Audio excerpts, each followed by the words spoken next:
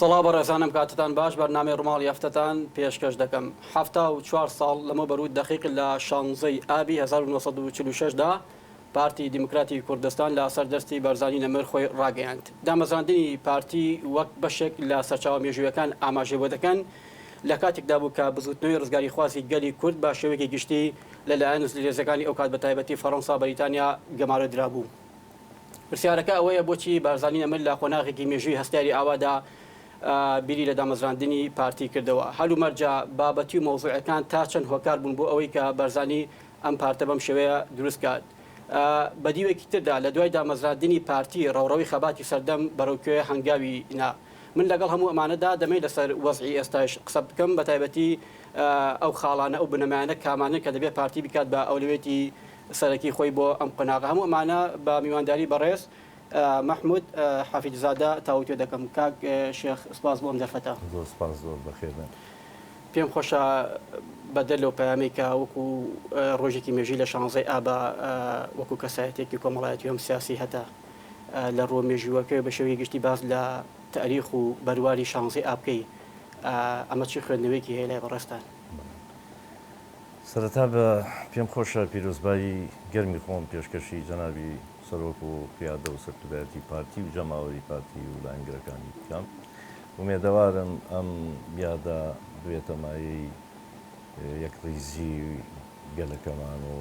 چارەسەری هەموو کێشە و گرفتانی کە ئێستا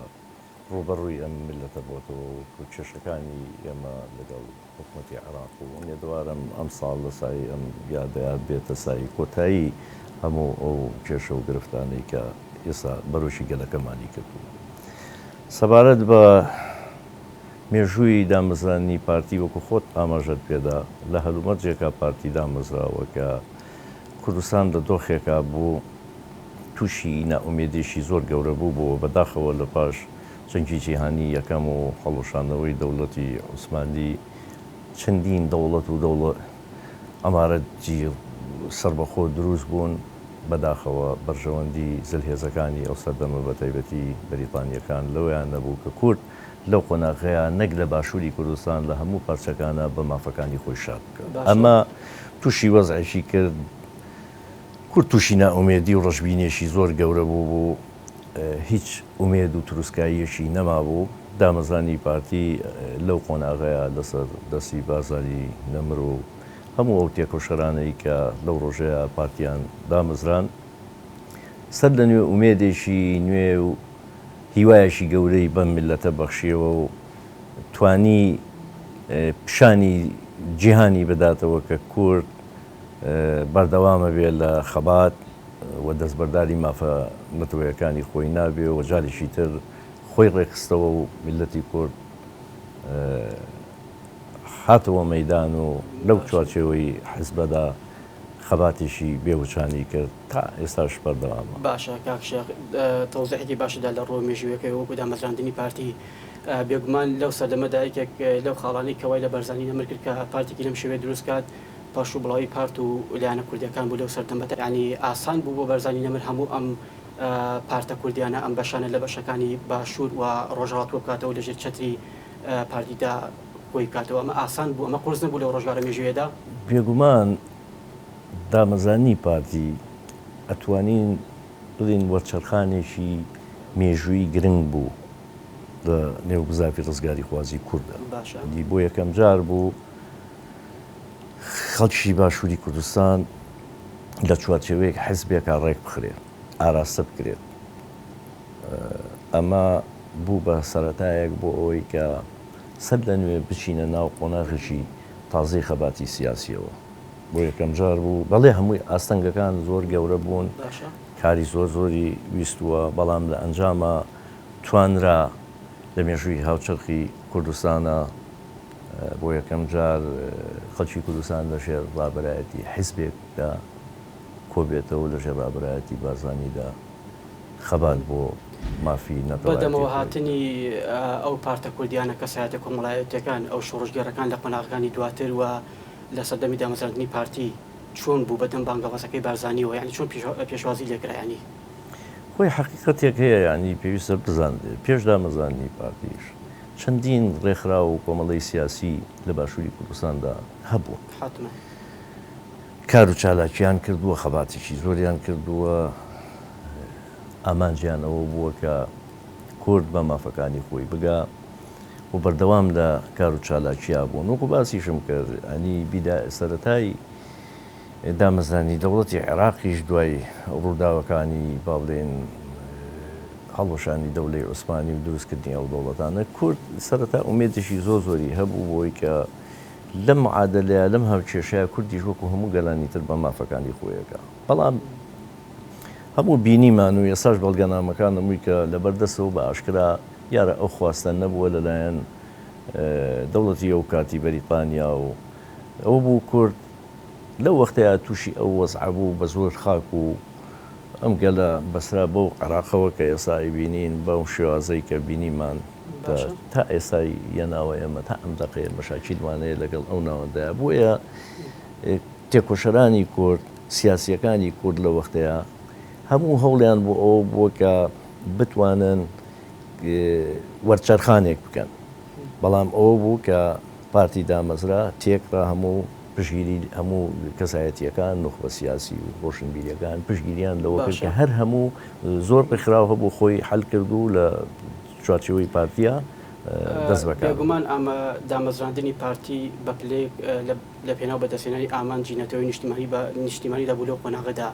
لە دوای دامەزراندنی پارتی ڕەوڕۆی خەباتی سەردەم بە دیاریکراوی ڕزگاری خوازی گەلی کورد بەچی ئاراستەیەکدا هەنگاوینە ئەو ئامانجەی کە بەرزانی نەمر پارتی لە پێناودا دامەزراند توانی بەدەستی بهێنێت. بێگومان کوردی گەیانە قۆناغیشی نوێ. باشە یەکێک لەوانە کە زۆر گرنگ بوو بۆ کورد بۆ هەموو جیهانی تێگەیان کە کورد لەژێر هیچ فشارێکی نێودەوڵەتی و ئەقلیمی و ناوخۆییدا ناتوێتەوە و دەستبەرداری مافەکانی خۆی نابێت و گەلی کوردستان هەموو بە یەک دەنگ بە یەک ئیرادە بەرامبەر بە داگیرکاری بەرامبەر بەو ستەمەی کە لە کورد دەکرا وەستایەوە لەو ڕۆژەیە. بە تایبەتی قسەکانی بیر نەچێتەوە ڕەنگە بەرپاکردنی شۆڕشی ئەیلول و دواتر گوڵانی پێشکەوتن خواست بەرەنجامی دامەزراندنی پارتی بوو بێ لەو قۆناغە مێژوویەدا. بێگومان وایە. باشە یەکێک لەو دەقەمێژوانی کە سەرنجی منی ڕاکێشە ئەوە بوو کە بنەماڵەی شێخ حەفی دەورێکی کاران هەبووە لە دامەزراندنی پارتیدا تەنانەت لە کاتی داڕشتنی پرۆگرامی پارتی بارزانانی نەبوو بۆ خۆی کەساتێک بەنای هەمزە عەبدوڵڵا دەنێرێتەوە بۆ سلێمانی و تاکید لەوە دەکاتەوە کە شێخ حەفی دەبێت وەکو جێگیری یەکەمی پارتی دەست بەکار بێت. بارزانی بۆ ئەوەندە مەبەستی بوو کە شێخ حەفی خوا لێ خۆش بوو لەو سەردەمەدا بێ بە جێگیری یەکەمی پارتی ئامانجەکە بە دیاریکراوی چی بوو؟ لە ڕاستیە یعنی ئەمە زۆر بێ بوترێ شێخڵەتی پێش دامەزرانی پارتی زۆر لە پێش دامەزرانی پارتیەوە پەیوەندیکی برایەتی و زۆر نزیکی لەگەڵ بارزانی هەبوو بە تایبەتی لەو کاتانەی کە بارزانی ئاوارە بوون بەر لەگەڵ بارزانیەکان بۆ سلێمانی لە چلەکانە لێرەوە ئەو علاقاتە بە بەردەوامی دروست دەبێت و شێخڵەتی بۆ خۆشی کەسایەتیەکی سیاسی و یەکێ لە نوخبە ڕۆشنبیرەکانی ئەو سەردەمەی سلێمانی بووە و لە سەردەمێکی دیاری کراوە لە سیەکانە سەرۆشی پارتێکی سیاسی بووە و کاروچالاکی سیاسی کردووە و چەندین جار گیراوە و دوورخراوەت و دەربەدەر و ئاوارە. لە کاتی دوورخستنەوەی نەفیکردنی با بڵێن بارزانیەکان بۆ سلێمانی و ئەوە زۆر سەرچاوی مێژووی ئاماژەی بەوە داوە کە شێخڵەتی دەورێکی ئەساسی بینی بۆ ڕزگارکردنی جەنابی سەرۆک بارزانی لە سلێمانیەوە کە توانی هاوکاری بکە بۆ دەربازبوون و لەو خەتەری کە لەسەر ژیانی بۆ ڕزگاری بکە. ئەوەش پێم وایە منەتێک نییە چونکە هەرچی نیشتیمانی و نەتەوەیی بۆ هەموو یەکێک لە کورد واجبێکە کە لەسەر شانی هەمووانە بیکەین و خەباتی ئەم کوردیش هەمووی بۆ ئامانجێک بووە خەباتی ئەم بنەماڵێش هەر بۆ ئامانجە بووە لەبەر ئەوە هۆکارانە ئەم پەیوەندیانە بەهێزتر بوو دوایەوە وەکو باسیشم کرد شێخلەتیڤی لەو قۆناغەدا خاوەنی پێگەیەکی دیاری جەماوەری گەورە بووە لە کوردستانەوە پرسوڕاوێژی لەسەر دامەزانی پارتی پێکراوەوە متتەفق بووە لەگەڵ هەموو ئەو تێکۆشەرانەی کە لەو ڕۆژەیە خواستی ئەویان هەبووە کە پاڵپشتی بارزانی و پشگیری لەو حەزبە بکەن تێکرا هەموو پێکەوە دەستخۆشیان کرد و بەرەو پیری ئەو شێخ حەفید بە داواکەی بەرزانی ڕازی بوو بۆی کە وەکو جێگیریەکەمی سەرۆکی پارتی دەست بەکار بێت بەڵێ باشە یەکێکی دیکە هەل لە سەرەتای دامەزراندنی پارتی بارزانی بیری دەکردەوە دامەزراندنی کۆنگرە بوو لە کاتێکدا کە ڕۆژگارەکە سەخت بوو ڕەنگە ناوێنانی کوردەر بۆ خۆی قەدەغا بوو بێتی جای ئەوەی کە حیزبێکی سیاسی لە سەرەتا لێدایک بوونی دابێت بیپەرژێتە سەر کۆنگرە بەسێ بۆ بەرزانی ئەوەندە مەبەستی بوو کە کۆنگرە ببەستی عنی کۆنگرە بە ئامانجی چی بوو بۆ ئەوی کە زیاتر حیزب تۆپمە بێت بۆ ئەوی کە دیسپلینی حیزبی بە ئاراستەیەکدا بێ بتوانێت بۆ قۆناغی دواتری شۆڕشەکان خۆی ئامادەکایە چی بێگومان حزب کە کۆنگرا بەسێت هۆکارگەلێک زۆرن بۆ بەستنی کۆنگرە بە تایبەتی کۆنگرە یەک زۆر گرنگ بووە کە ببەسرێت هەم ئامانجە ئەساسیەکانی ئەو قۆناغە دەستنیشان کرێ هەم بتوانێت قیادەیەکی ڕێکوپێک دا بەمەزرێ و بتوانن ئەو پەیامەی کە هەڵیان گرتووە و خەباتی لە پێناواکەن بتوانن بە شێوێژی ڕێکوپێکتر بیگەێنن ئەوە هۆکاری باشە دامەزاندنی ڕێکخراوەکانی ئافرەتان و لاوان و قوتابیان لە کۆنگرێسی پارتیدا هەریەک بوو لەو کارانی کە بەرزانی بیری دەکردەوە دامەزراندنی ئەم ڕێکخراوانە بە نەتیجە چه سوودێکی هەبوو بۆ بەرەو پێشبردننی خەباتی ڕزگاری خوازی گەلی کورد لەو قۆناغەدا بە تایبەتی بەرزانی لە دەقێکدا دەڵێت قوتابیان لاوان سەری ڕمن لە هەموو شۆڕش و ڕاپەڕینێکدا بۆ ئەوەنە بە تەنگ هاتنە کایەی لاوان و قوتابیان بوونی و ڕێزەکانی پارتی و بۆی ڕۆڵیان پێ بدرێت و ئەوان بە نەتیجە دواتر توانیان چی بکەن بۆ بەرەو پێشبردننی حیزبەکە لەو سەردەمەدا ینی توانیان ڕۆڵێکی ئەوەندە مهم بگەڕن کە لانی کەم دەستکەوتی گرنگ بە دەستبێن لە قۆناغەکەدا بە پێی ئەزمموی گەلان باشە هەمیشە توێژی لاوان قوتابیان ئافرەتان ڕۆڵی کاریگەری بینیوە لە گۆڕانکاریەکان لە بەرەو پێشبردننی کۆمەلگا لە تێکشکانی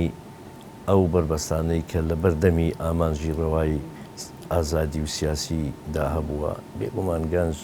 داینەمۆیەکە بۆ گۆڕانکاری هەر لەو بیر و بۆچوونەوە جەنابی بارزانیش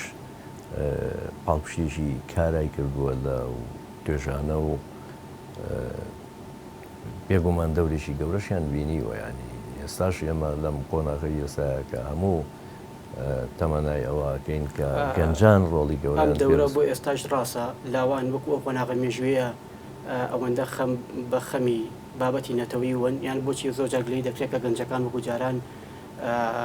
ئاست دروشمونەتەوەی نیشتمانەکاندا ڕەنگە بێباگنا بەڵام لاوازێکیان پێوە دەربێت هۆکارەکە بە دیاریکراوی چییە بۆ گەنج لەو قۆناغەدا بەم شێوە بۆ لە ئێستا دەوایە یعنی وڵی جیاوازەکان ئەزانی بگە بەراورد بکەین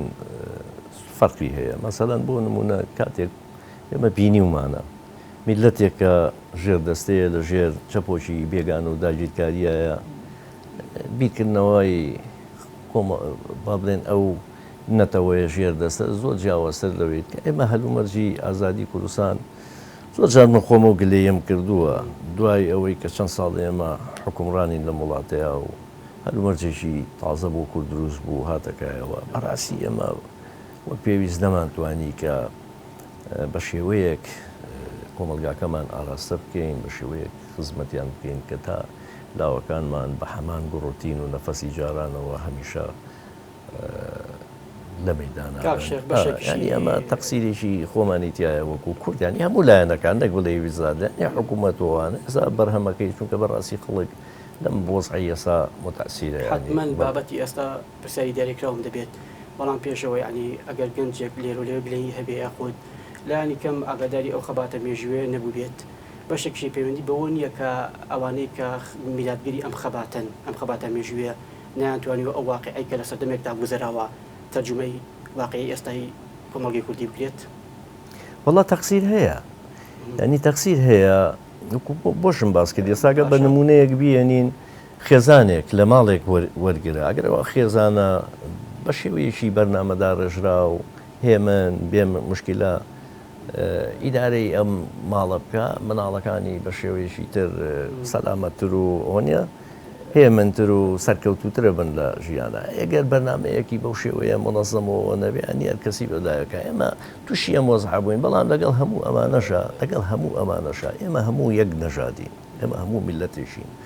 واقعەیەک هەیەمان هەیە هەر هەمومان پێکەوە چارە نووسمان بەسراوەتەوە خوا نەخۆسە هەڵدێرێک بێ هەمووان هەڵە دێرێ من دایم تەمەنای من ئەوە بووە زۆر جاریش لە دانیشتەکانمان لەگەڵ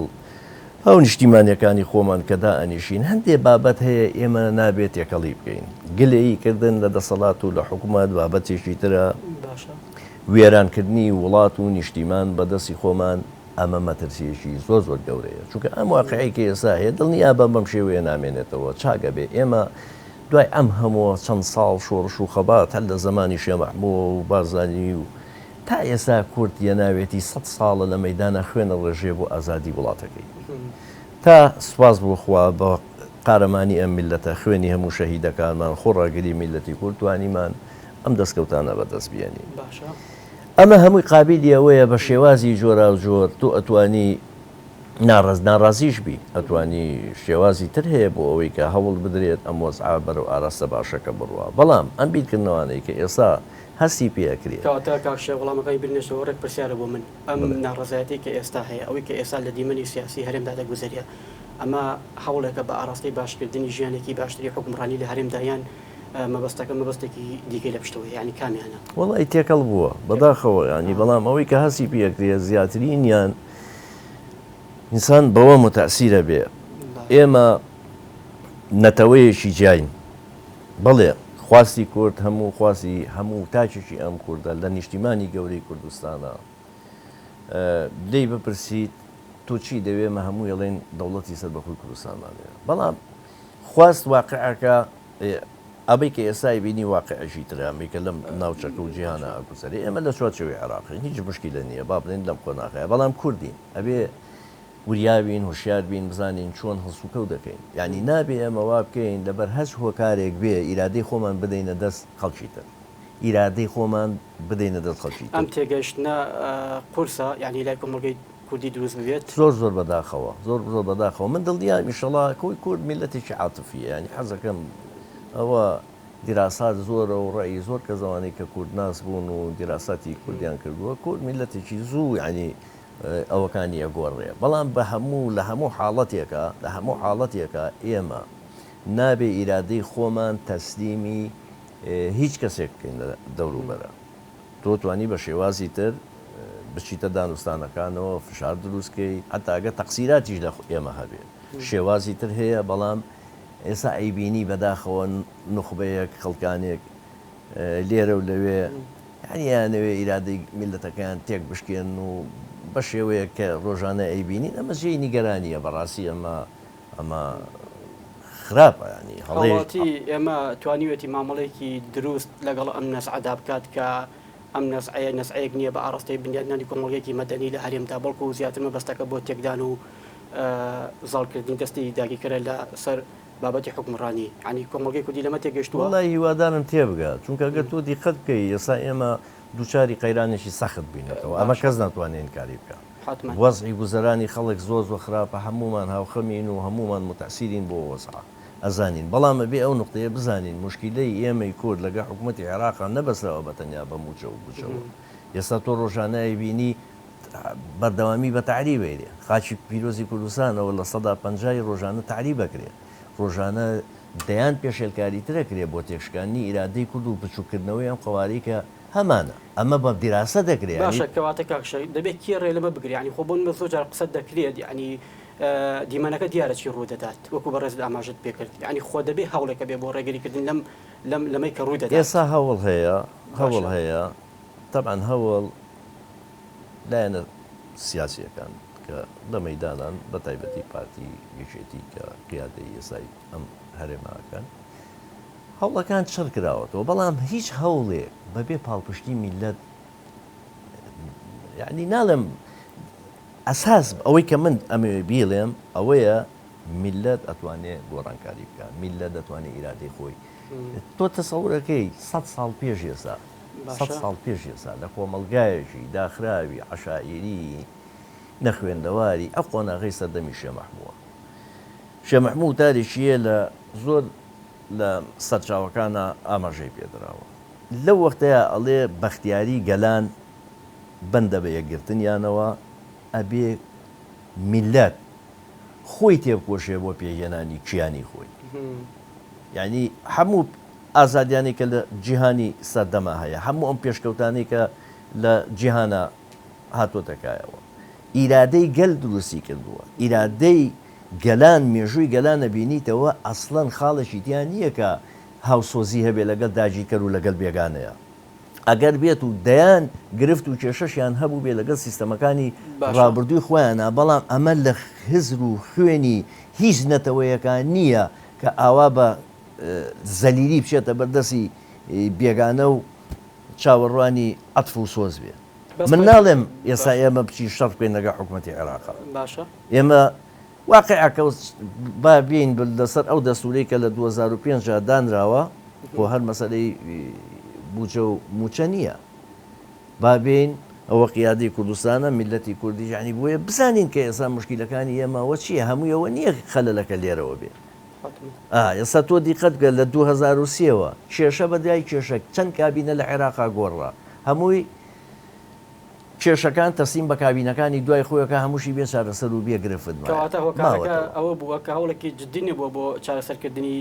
ئەم کێشانە بە تایبەتی نێتی حکوومەتی بەغدا نێتێکی باش نەبوو لەگەڵ ئێمە بۆیە بێگومان نێتێکی باش نییە من حەزەکەم بزانی ئێمە لە قۆناغێکی زۆر گەورەیە بووین کورد باشە هەنگاوی زۆر گەورەمانە ینی بۆیە شتەکان هەر هەمووی بە پچوشی سیر نەکەی کە هیچ شتێک نەکراوە بابەتی مەسایلی گەندەڵیوانە هەموومان قسەمان لەسەر کردو کەسمان لەگەڵ ئەوانین کە ئەو پرۆسەیە بەردەوام بێ و تەیدوان نەکردو بە تایبەتی ئێستا هەوڵێکی باشەیە بۆ بەتاکید بەڵام کورد هەمووی لە یادمانەیە ئێمە لە چ قۆناغێکا بووین ئەم هەرێ ئەمە بەرەو چ پێشکەوتنێک لە هەموو سێکتەر و بوارەکانە دەستیا بووە بڕوا بکە من ئەمە بۆ چوونی خۆمە بابەتی دروستکردنی ئەم قەیرانە لە خۆیەوە نەبوو هیچ پەیوەندی بە مەسایلی دەستدەدانی مەلەفی نەوتەوە نەبوو کورد هەنگاوێکی گەورەی دروست کرد خەریب و ئابووری سەر بەخۆی خۆی دروستکە وەزعێکی ئەمە پلانێکی مەدروسی ئەقلیمی بۆ هەندێک لایانی نێودەوڵەتیش لەوانێ لەو ڕۆسیا بەشداریان کرد بێ بۆ تەحجیمی دەسەڵاتی کوردستان بۆ تەحجیمی دەسەڵاتی کوردستان بوو ئێستاش ئەو پرۆسەیە حەزەکەم بەردەوامە ئەنی ئێمە کورد دەبێت لەمە تێ بگەین گلەیەکان بەڵێ ئەگەر هەیە لە پارتی دەیەکێتی لە دەسەڵات ئەمە بابەتێکی ترە بەس دەبێ هەموو تاچێکی کورد هەست بەوە بکە کە ئێمە پیلانێکی زۆر زۆر گەورەمان دەسەرە هەر بۆ تەیدی قسەکانی جەناب یعنی بۆ نمونە ئێستا حکوومەت هێرم ئامادەیە تەواوی خاڵەکانی حکوومەتی عێراق لە بابەتی بودجە و نوت و ئەمانە هەمی جێبەجێ بکە بەڵام حکوومەتی عێراق هەر ئامادەنی ئەم بەشە بودجێ بنێرۆک و موچەی فرانبەران کەواتە بابەتەکە نیەتێکی تری لە پشتە ئەمە ئەوە نییە ینی بۆ حکوومەتی ئێنم پابەت نییە بە مەرجەکانی بەغدا بۆیە بەغدا ئاوا مامەڵە دەکات بەڵکو وەکۆی کە بەڕێز ئاماژەی پێ دەکەی بابەتەکە زیاتر بچووکردنەوەی قاوەرەی هەرێمە لە کەدارکردنی دەستور و یاسا و بەندە یاسایەکانە کە مافی کوردی تێدا پارێزراوە ڕەنگە بابەتەکە ئەو دیوێشی هەبێت وەڵی خۆی بە مەوزوعەکە ئالۆزە ینی شتێک نییە سا زۆر کە زواتێگا کاکە بۆ تۆ لە لەحزەیەکە هەموو کێشەکان لەگەڵ عێراقا چارەسەر ناکەی کورد لە 92ەوە کە حکوومەتی یەکەمی دامەزرانوە خاوەنی ئیدارێکی سربەخۆ حکومڕانی خۆی بووە دەیان مەلەفی هەیە ینی تۆ ناتوانانی لە ماوەیەکی زۆر کورتا بێیت هەموو شتەکان حەل بکرێ لەگەڵ عێراقا هەنگاوی باشناوە تا حدێک چوونەتە پێشتر بەڵام وەکو ئەرزم کردی کێشەکە هەر لەویا بریتی نیە لەوە ڕاستە ئەولەویەتی گرنگ بۆ ئێستای هەرێمی کوردستان بۆ حکوومەتی کوردستان بژێوی خەڵکە من لەگەڵەوەیە کە هەرچیەک بکەین نێڵین موچە دوا بکەوێ وەزعی خەڵک تێک بچێ بەڵام کێشەکان وەکو باسم کرد کێشەی زۆر گەورەترە دەیان مەلەفی ترەیە کە چارەسەر نەکراوە لەبەرەوە شتێک نییە بە شەو ڕۆژێک ئێستا باشە هەندێک هەنگاو چۆتە پێشێ بەڵامە بێ بەڕاستی ئێستا کورد لەم قۆناغی ئێستا یەک ڕیز بێ تەواوی هێز و لایەنە سیاسیەکان بە ئۆپۆزیسیۆن و بە حیزبەکانی دەسەڵاتەوە هەر هەمووی لە بەرەیەکی بەقووەتی یەکگرتووە کۆبنەوە و کۆبنەوەی بەردەوام هەبێ و بە شەفافانە ئەوەی کە ئێستا ئەگوزارێ لە عێراق و ئەو منتەقەکەیە ئەمانە هەر هەمووی باس کرێ بۆیە هەڵوێستێکی بەهێزی یەکگرتوو بە پاڵپشتی جەماوەەر بدێ بووی بتوانین کێشەکانمان حەلکەین کاکە کێشە هەر بەوە حەل نابێ ئەگەر بە مەسائیلی پارە و کۆمەڵێ شت بێ باشە خۆوەڵا سەدام حوسێن ئەگەر بێت و ئێمە ئیرادەیەکی خۆمان تەسیمی بکردایە بەخوا پارەشی یاینێ و یەک دەیەکی شتێک ناچوو کوردستانیش تووشی وەزع نابوو ئەم هەموو خەڵکەشمان لێ شەید نابوو هەنیم بابەتەکان بەم شێوەیە نەبینی باشە کاک شەگالی بۆ منە ئەوەی کەوەکو بەڕێزت ئاماژەی پێ دەکەی ینی ئەوەی شتی ئانی و ساتی بۆم قۆناغا فەرمانبەرێک چاوی لەوەیە کە لە کاتی خۆیدا مانگانە موچەکەی وەربگرێت ینی حکوومەتی هەرێم بەبێ گەڕانەوە بۆ بەغدا و ڕێکەوتن دەتوانێت ئەم بەشە بودجەی مانگانە بۆ فەرمانبەران دیاری دابین بکات ینی بەدەر لەمە بەدیلی دیکە چییە ینی ئەزانی مشکلەکە چیە من وەکو باسم کرد ئێمە لە قۆناغێکی زۆر تایبەتا بووی ینی لەوانەیە مەسەڵەن ئێمە نەقدی ئەوە بگرین بەڵام تازە ئەم نەقدانە سوودی نییە ئەبوو حساباتمان کردایە و ینی احتیاطاتی خۆمان بخستایە و بیرمان لەوە کردایەتەوە کە ئێمە بە درێژایی مێژوو پیلانمان لەسەر بووە ینی دوشمنەکانمان بەهێزن ئەمانە ینی حساباتی ئەو شتانەمان کردووە بەڵام کورد دڵپاکە خۆش باوەڕە نەمان کرد لە پڕێکە تۆ دووچاری ئەزمەیەکی زۆر گەورە بوویتەوە قەیرانێکی زۆر گەورە لە هەموو ڕوویەکەوە هەندێک حساباتت کردووە ینی تەوقعی ئەمانە نەکردووە ئیلتیزامێکی زۆر گەورە لەسەر بێژگە لە موچەکە لە هەمووی گرنگترە کۆمەڵە شت کراوە ینی ئەمانە وەختی ئەوێ ئەگەر من تەوەقعەکەم یانیە بێ هەر باشە خۆ دۆخەکە هەر چۆنێک بێ و هەر وێنایەکی هەبێ لەلایەن هاوڵاتی و سیاسەکانی ئێمە خۆ دەبێت دوجار چارەسەرێکەر هەبێ ینی ئەم چارەسەرە چییە کاپشە بەڕاییەوە وڵی ئەم چارەسەرە من لە ئێستاە بۆی بینم من بەرنمەیە کە ئێستا بەڕێسی سەرۆکی حکوومەت دەستی پێکردو و پێشتریش ئیمتیدادی هەبووە ینی کە بەرنامێک بە پرۆژێژی وا هەبووە کە دەست بۆ بگرێکەکەی تربێمە چاکسازی بکەین چاکسازی بکەین لە هەموو سێکتەرەکانە نەکرد لە مەسەرەی مەعاشات و موچە و ئەمانە ئەمە گرنگە بەڵام چاکسازی گەورەتر هەیە ئەمانە بکرێ کۆنتترۆلی سنوورەکانی هەرێمی کوردستان بکرێ زۆر مەسائیلی تریش ئەمانە ئەتوانین ینی وەزعەکەمان لێتێک نەچێت بەردەوام بێ بەس کێشەیەکی ترکە لە هەمووی گەورەتر بوو لەگەڵ ئەو هەمووە بڕین و فشارە سیاسی و دارایانەی کە لەسەر هەرێمی کوردستانی کێشەی کۆڕۆناش سەری هەڵدا یعنی ئەمە وای کرد ژیانی وەستان کە تۆ نەتوانی وەکو پێویست حکوومەت کۆنتترۆلی داهاتەکانی ناوخۆ بکە ناتوانانی مەعاش نییە هەندێ باج و ئەوانە هەیە کە لەسەر هاو نیشتیمانیانە تۆ مەعاشن نەداوەتێ و داواشی دیەکەی بێ ئیلتیزامیە بێ ئەوانی سەرشانی بدا ناکرێ ئەمە تۆخێکی وای دروست کرد یعنی بێ واقعبین بین لەو شتانەیە لەبەرەوە بەس من ئێستا تەوەقعەکەم لایەنی نێودەوڵەتی و بە تایبەتی ئەمریکا و فەڕەنسا و وڵاتانی دەرەوەژیانی تا حدێک لەسەر خەتن لەگە حکوومەتی عێراقا و ئەم چیانە حەزەکەم بزانی ئەم چیانە ئینشاءالله ناکەوێتە بەر پیلانی گەورەتر باشە لێک تێگەشتنەکان خەریکە نزیکە بنەوە لە نێوان بەغدا و هەولێر تا ڕادەیەک نزیکبوونی باشی بەخۆ بینیوە ینی دەکاتە ئەوەی کە لە ئایندەیەکی نزیکدا وەکو ئەزمموی سیاسی خۆت پێشبینی چی دەکەیت ینی دەگەنە ڕێکەوتن ئەم دوولایەنە من تەوەقعەکەم بگەن چونکە ئەزانی ئەم واقعەوەکو بۆم باس کردی هەرێمی کوردستان دیفاکتۆیە لە چۆچەوەی عێراقا هەرێمێکی دەستوری و تەعاملی لەگەڵ کراوە لەسەر ئاسی نێودەوڵەتی و ناوچەکەش ڕۆڵەشی ئیجابی باشیشی بینیوە لەگەڵ دراوسەکانی ینی با بڵێن عاملی ئیستیقرار بۆ بازرگانیشی باش لە بینی وڵاتانە هەیە و لە ڕووی سیاسیشەوە پێگەیەکی هەیە ئەمە تێک ناچێت حکوومەتی عێراق کە ئەمە ناتوانێت ئەو خواستی کە ئێستا حکوومەتی عێراق بیەوێ ئەمە بە تەواوەتی ئەو کە بەڵام کۆمەڵێ بنەمای مادە و فەقەرەی دەستوری هەیە کە کاتی خۆی کورد خۆی لە نووسینەوە و داڕشتنی ئەو دەستورە بەشدار بووە یعنی بێ ئەمە ئەو واقعش بڵێن هەندێش فەقەراتی تایە کە تو ئەمڕۆ ناچارەکە کە پابەندی بەرامبەری بۆ جێبەجێکردن کەواتە بەشێکیەوەی کە ڕوودەدات لە ئەنجامی نەشارەزایی و نەزانینی ئێمە بوو وەکو کیانی کوردی وڵی بێگومان ینی بێگومان تا حدێک من ئەوە ئەبینم یعنی کە خوێنی ومەتەوە نی هەندێک شتی تێدایە کە لەوانەیە بۆ کوردی شەر زەرەرم بێ بەڵام لەگەڵ ئەوەشە ئێمە هەندێک التیزاماتی دەسووریمان دەسێ عێراقیش زۆر شتی گەورەی لەسرە یعنی شتەکە تایبەت نییە تەنیا بە کورد مشتەرەکە ومێدەوارین عێراقیش بە نیەتێکی پاک بێتە پێشەوە سوودی بینی بێ لەو هەموو مێژووی ڕابردووی حکوومەتەیەک لە دوایەکانی عێراقکە چی بێکراوە عێراقیش زەرمەندی یەکەم بووە لەو بابەتە بە نیەتێکی پاک میلەتی کوردیش بە نیەتێکی پاک دێتە پێشێ بەڵام ئەگەر بە پیلان و معامەرە و خوا نەخۆسا بەو ئاراستەیە بێ کە بیانەوەمە ئەمە واقعەکە خراپترەکە و ئەوانیشی ئامانجێکی نابێ کوردیش لە نەتیجە ئەخۆڕاگر بووە ینی بە حقیقەت باشە وەک دوایین پرسیار بڵێ هەر ڕێکەوتنێک لەگەڵ بەغدا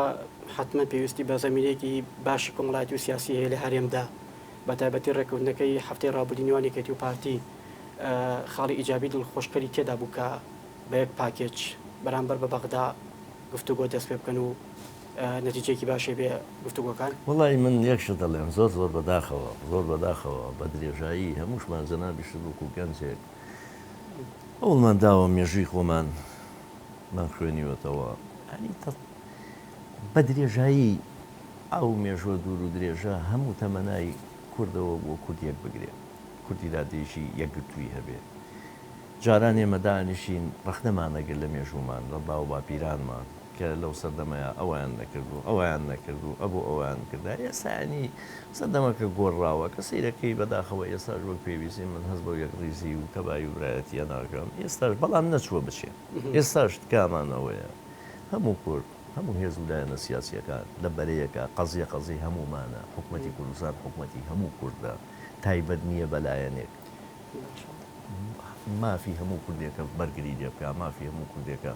بیپارێزێ پێویستە هەموو حیزب و لایەنەکان پێکەوە بە ئیرادێکی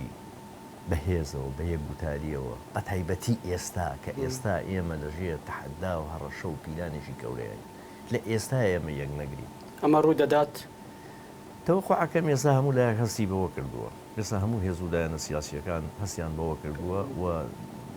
لە ڕۆژانی ئایندە و داهاتووە ومێ دەکەم بۆ ئاراستەیە هەموو بەیەکەوە کار بکەین زۆر سپاس بۆ مەحموود حەفید زادە سپاس بۆ ئامادەبوون سپاس بۆ ئەم دەرفەتەکە سەرڕای سەرقاڵی توانی لە بەرنامەکە ئامادە بیت سپاسانەکەم زۆر سپاس بەخێر دووبارە سپاس بۆ جەنابەت بینەرانی بەڕێز و خۆشەویست تاوەلێکی دیکە بەرنامێکی دیکە بە هیوای تەندروستێکی باش بۆ هەموو لایەک